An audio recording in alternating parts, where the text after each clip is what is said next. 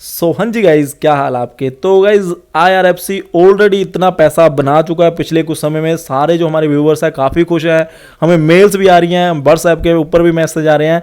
साथ ही साथ में एक और अपडेट आ रहा है। अपडेट कहाँ से आ रहा है? G20 सुमिट से। तो गाइज देखिए, अब एक और पॉजिटिव न्यूज़, क्या ये कैसा इंपैक्ट करेगी कल को, क्या एक्सपेक्टेड है, क्या अब टारगेट बहुत जल्द देखने को मिल जाएंगे। जो हमने आपको इसके 100 के टारगेट दिए थे, हमने आपको फरवरी में दिए थे कि फरवरी में 100% 100 का होगा, तो क्या वो पहले ही देखने को मिल जाएगा? सारी बातें करेंगे। बट गाइज एक बात समझ के चलिए, इस वीडियो में रेलवे सेक्टर के ओवरऑल जितने शेयर है, आयरकॉन, रेलटेल और RVNL, तो गाइज ये सारे शेयर्स के लिए ये वीडियो एक रेलेवेंट है। तो अगर आपके पास ये भी शेयर है ना, तो ये वीडियो आपके लिए फिर भी रेलिवेंट है। तो गाइस IRFC का चार्ट इसलिए लगाओ क्योंकि जो हमारे मेजरली व्यूवर्स हैं उनके जो पोर्शन में पोर्टफोलियो में एक IRFC का पोर्शन तो है ही है। तो मैंने IRFC के ऊपर ज़्यादा फोकस किया है। तो गाइज आप यहाँ पे देख सकते हैं IRFC में ना एक बात क्या होती है, पिछले एक महीने न्यूज़ आती है कि रेलवे स्टेशन की रीडेवलपमेंट होगी। उससे पहले एक न्यूज़ आती है कि इनके टाई अप किसी के साथ हो रहे हैं, वो भी मैंने आपको वीडियो बनाई थी। तो उससे पहले एक और न्यूज़ आती है, इनका ना पहले राइट्स के साथ MOU साइन हुआ था, वो न्यूज़ में इसमें पॉजिटिविटी आई। फिर इनके रिजल्ट्स आने थे, फिर एक और पॉजिटिविटी आई, फिर उसके बाद एक और न्यूज़ आ जाती है कि रेलवे स्टेशन की रीडेवलपमेंट होगी। वो तीनों न्यूज़ ऐसे इसको इंपैक्ट करती है।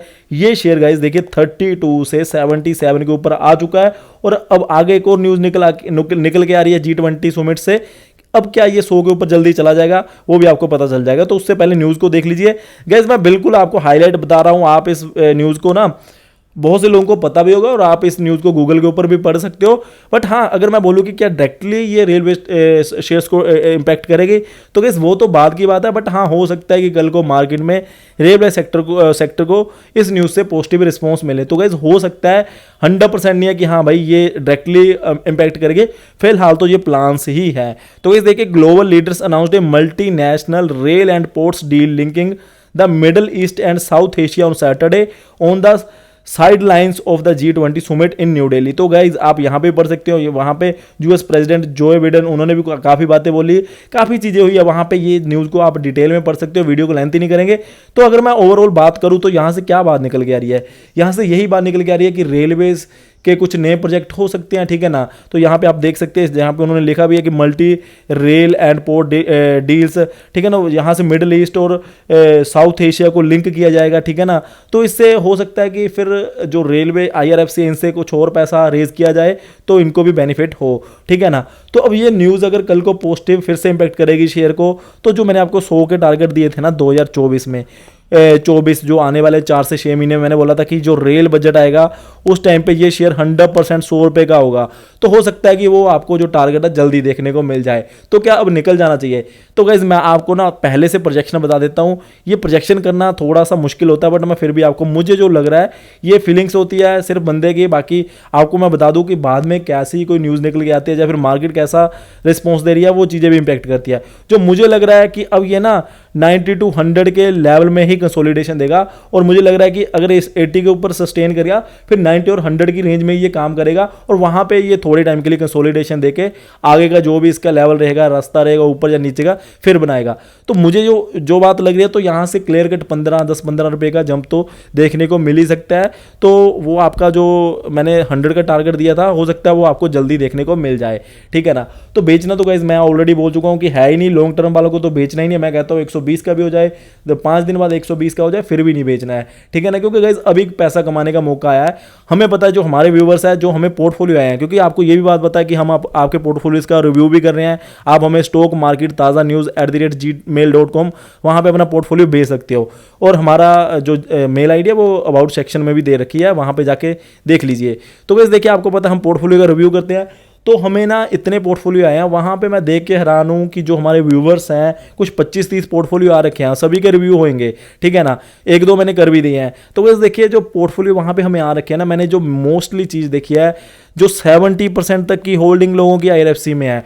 और गाइस लोग इतने खुश हैं, वो मेल में लिख रहे हैं, व्हाट्सएप पे मैसेज आ रहे हैं हमें कि भाई बहुत बढ़िया आपने डिसीजन लेके दे दी थी, कि पिछले साल आपने बहुत ज़्यादा हमें फोर्स किया कि इसको खरीद लिया जाए। इवन आपको पता होगा, जब से ये IPO आ रखा है, मैं तो इसी शेयर के पीछे आपको लेके बैठा था कि यार इसको ये खरीदना चाहिए आप सभी लोगों को।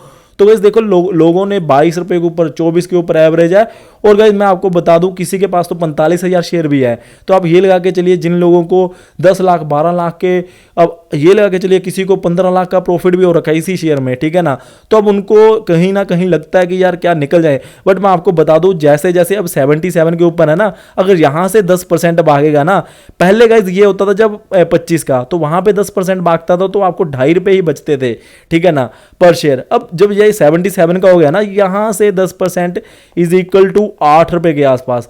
तो गाइस बहुत ही बड़ा इंपैक्ट पड़ने वाला है आपके जो पोर्टफोलियो में ऊपर या नीचे होने में। तो नीचे का तो मैं आपको ऑलरेडी बोल चुका हूं कि अब ऐसा नहीं होने वाला कि ये 30 के ऊपर चला जाए, ठीक है ना। अगर 30 के ऊपर ये चला गया ना, तो इसका मतलब जो मार्केट में बाकी शेयर है वो तो तबाही हो जाएंगे और इतना मंदा होगा तब जाके ये अगर कहीं जाना होगा, जो मुझे नहीं लगता कि कभी होने वाला है पॉसिबल, ठीक है ना। तो यहां से ऊपर जब ये 10-12% की आपको रिटर्न देगा ना, तो फिर आपको ऐसा लगेगा जितनी आपने इसमें इनिशियली इन्वेस्टमेंट की थी ना, उतना तो आपको एक दिन में रिटर्न देखने को मिलेगी अब, ठीक है ना। तो गाइस ये बात आप समझ के चलिए, हो सकता है कि आने वाले टाइम में 1.5-2 साल बाद जो आप जितनी इन्वेस्टमेंट इसमें किसी ने अगर इसमें 1 लाख रुपए लगाए हैं ना, तो 1.5-2 साल बाद इसका वो ऐसा लेवल हो कि आपको एक दिन में उतना, अगर 10-12% भागता उतना प्रॉफिट ये शेयर दे रहा हो।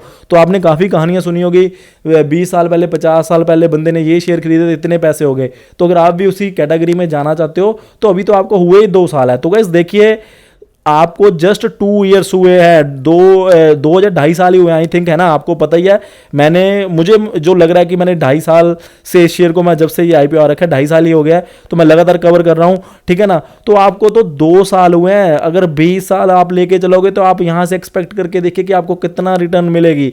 और आपको जो डिविडेंड्स है वो आपको री इन्वेस्ट करने हैं। मुझे एक क्वेश्चन आया था कि अगर हम डिविडेंड को री इन्वेस्ट करेंगे तो हमारी एवरेज बढ़ जाती है। तो गाइस उससे क्या दिक्कत है आपको, वो भी मैं वीडियो रेडी रख रहा हूं, मैं वो भी वीडियो बनाऊंगा कल परसों के लिए, क्योंकि वो मुझे लग रहा है काफी लोगों को वो भी डाउट है। तो उसमें आपको नुकसान नहीं हो रहा है कुछ भी, जो आपने ऑलरेडी 25 रुपए के ऊपर खरीद लिया उसका वो तो 25 का ही रह गया ना। अगर अभी आप 77 के ऊपर कुछ और शेयर खरीद रहे हो, ठीक है ना, उसके वो है, वो सिर्फ 1-2 शेयर, जो 10 शेयर 50 शेयर आप यहां पे खरीद रहे हो उसकी एवरेज आपके ऊपर हो रही है। ये तो गाइस फिर वहीं का वहीं है ना, इसका प्रॉफिट तो एज इट इज आपका है ना। ये चीज भी मैं आपको किसी वीडियो में समझाऊंगा, बट फिलहाल के लिए मैं आपको यही बात बोल रहा हूं कि आप इस चीज को इमेजिन करके देखिए। मैं तो गाइस हैरान हूं कि लोग कैसे सोच सकते हैं कि यार इसको बेच के निकल जाओ।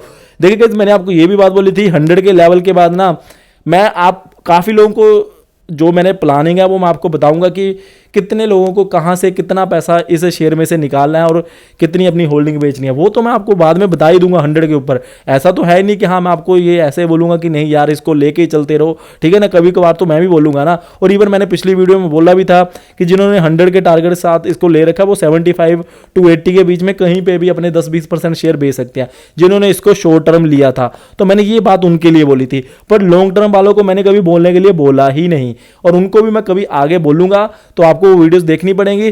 बट हाँ फिलहाल के लिए आपको यहां पे नहीं बेचना है। मैं कहता हूं, अब आपने बजाज फिनसर्व है उसमें देखा होगा कि कितनी बड़ी रिटर्न मिली है पिछले 15-20 साल में। उस शेयर में क्या हुआ था गाइस, देखिए पहले उस शेयर ने कुछ आपको 3-4 साल इनिशियली कोई रिटर्न नहीं दी थी, और उसके बाद उसमें रैली आई, उसने बढ़िया रिटर्न दी, और आफ्टर दैट क्या हुआ, फिर से वो शेयर नीचे चला गया था। काफी लोगों को लगा कि यार हमने तो गलती कर दी, बट वो नीचे जाने के बाद आज की डेट में देखोगे तो उसने करोड़ों रुपए आपके बना दिए हैं। तो गाइस ये मैं आपको सारी बातें समझाना चाहता हूं। बाकी गाइस अगर आपको वीडियो अच्छी लगे इसको लाइक कर दीजिए और बेल आइकन को प्रेस कर दीजिए ऐसे अपडेट्स पाने के लिए। Thank you guys for watching. जय हिंद।